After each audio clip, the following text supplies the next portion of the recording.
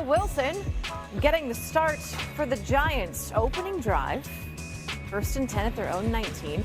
Here's the good. Wilson has time. Wilson is doing Wilson-y things. Wilson! To Bo Collins. Gets taken down at the 1. That's good for 80. Giants would then turn that into a touchdown. Second quarter, let's bring Jackson Dart in. Dart throws a screen. I really wanted to say Dart with his dart. It's right there, and I'm like, we can't start that already. The gain of 30, and then Wilson would come back in after Dart's one play. Then we got this from Wilson, faking the handoff. That throw is intended for Collins. Problem is, that's Quintez Stiggers with the pick. Wilson's clearly frustrated over that. Let's go to the third, shall we? Time for Dart. More Dart. Fakes the toss, finds Greg Dulcich. It's over the middle for a touchdown. Then the next Giants drive. Dart rolls to his right, going to find Bruce Wells Jr. And this is great. It's not just stiff arm. Ultimate. Give it to him. Cuts inside, gets taken down by the 1. 2 plays later, give it to Dart. So Dart, passing touchdown, check. Rushing touchdown, check. 14 of 16, 137 yards. Not bad. It is the definition of a quarterback competition out there for the Colts. Daniel Jones, Anthony Richardson. We'll start with Jones, opening drive, 2nd and 10, and a fumble. Less than ideal start to the drive. It was a rough one. Colts punt. Next drive, Jones still in there, trying to spin it. Does so to Michael Pittman Jr. Nice little snag on the sidelines. Fights for some extra yardage. A 22-yard gain on 1st down later in that drive. 1st and 10. Jones to Tyler Warren. Nice deep ball down the left sideline for 25 yards. They would get a field goal out of that. Jones would finish the day 7 of 11 with the 101-2 drive. Second quarter was AR's time. 1st and 10 from their own 31.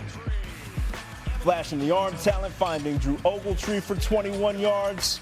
Same drive, 3rd and 9, money down. And this is the natural ability that kind of sets Anthony apart. Able to step up, get a 9-yard gain on 1st down. His only rush of the game. A few plays later, hand it off to the running back to do the dirty work.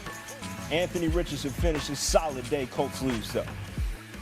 Let's bring in Louis Redick. Look, Shane Steichen said after that Colts game that he will name, and I quote, his QB1 soon. Soon has different meanings for all of us. Who would you pick between Anthony Richardson and Daniel Jones to be your starter? Yeah, this is a tough one because really this is all about trust, Nicole. That's what it is. It's about trust, not just in the short term, but for the duration of a 17-game season. Well, who would I pick? I'd probably start with Daniel Jones right now simply because I think that the coaching staff is going to trust that he's going to probably be able to sustain his level of performance that he saw in the preseason, maybe just a bit longer than Anthony, who can be so streaky and so hot and cold. And then if Daniel does start to falter, you can bring Daniel Jones back in there and continue on with his development. Like, I think this is a hell of a situation for head coach Shane Steichen to be in. It really is. Because Anthony Richardson was drafted to be the future. And as an organization, you don't want to give up on him. And I'm not saying that they are giving up on him, but I think right now coming out of the gate, probably a safer bet, as ironic as this may sound, concerning how Daniel Jones' time in New York in particular ended, I think I would start with him, but I would have Anthony Richardson ready to go at a moment's notice. It's also interesting that you use the word trust. Which one do I trust more in that situation? Okay, there is also another quarterback situation unfolding, this one in New York, because we saw Russell Wilson and Jackson Dart in the game tonight against the Jets. Both of them had 100 yards against the Jets, although most of it came at least for Wilson on that one play. When you look at what the Giants are doing, when they're using both of the quarterbacks, how are they putting them in a position for them both to succeed? Yeah, I think head coach Brian Daboll and offensive coordinator Mike Kafka are doing a great job of playing to their strengths. What Russell's strength his entire career has been the deep ball off of play action. And you saw that early in the game, that they call a deep shot or deep post route like this, a double move, and he just lays it up there with a ton of air underneath it and lets the wide receiver just track it down. That's what Russ does best, and that's what they're really going to ask him to do here early on in the season. I think for Jackson Dart, it was even more on display as far as them trying to get the rookie comfortable. What was his offense like down at Ole Miss? It was a lot of tempo, a lot of hurry up, and it involved him being in the gun, using a lot of different ball handling in the backfield in terms of maybe fake pitches, attacking the seams down the middle of the field, getting the ball out of his hands fast, and also utilizing his legs when need be, and allowing him the freedom to do that.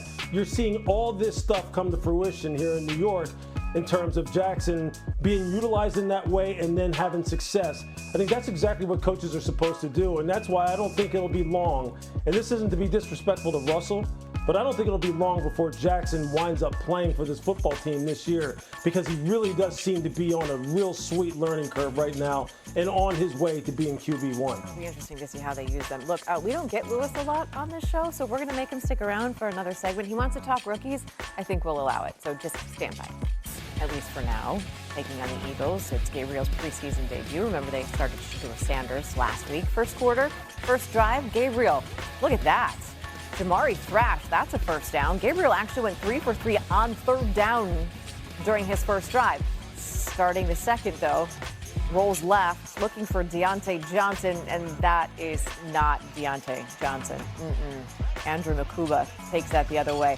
Adding insult to injury, that's not just a pick, that's a pick-6. That gave the Eagles a 7-6 lead. Then under 2 minutes to go in the first half, now 2nd and 15 on the 33-yard line. So after the mistake, we're going to have some good from Gabriel. Gabriel drops back, fires this. Hayden Davis turns that into a gain of 29. That's the longest pass of the day. Led to a Browns field goal. Competition is live. You know, there's entertainers and there's competitors, and I totally understand that. And my job is to compete, and that's what I'm focused on doing.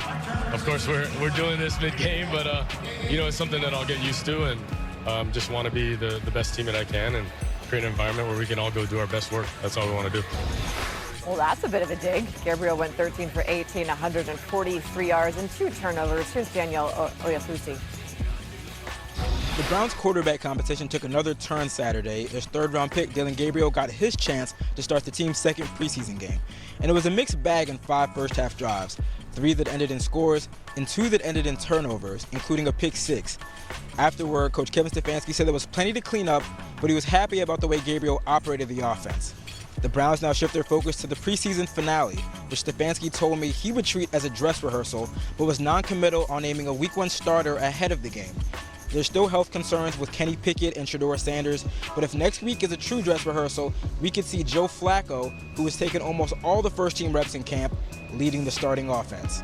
From Philadelphia, Daniel Oyafusi, ESPN. This feels like a tradition unlike any other, because since 1999, the Browns have started 40 different quarterbacks, and only 3 of them actually have a winning record. Now, of those 3, Joe Flacco is on the list. He's actually among those competing for this year's job, though we haven't seen him in the preseason. That's right. Holding it down. Got a 2-minute drill, so let's pick up the pace. This better be 2 minutes, by the way. Or less, maybe? Anyways. It has to be at least 2 minutes. At least, okay. We got Patriots, Vikings, 3rd and 4 for New England here on the Minnesota 8. And Travion Henderson, just a bruiser of a back. He had 4 carries, 20 yards, plus that touchdown. Patriots would win 20-12. However, also in this game, Kevin O'Connell was experiencing some preseason woes on offense. Excited about this year's team and excited about this play call, fellas. What do we got? A fast motion. Oh, no.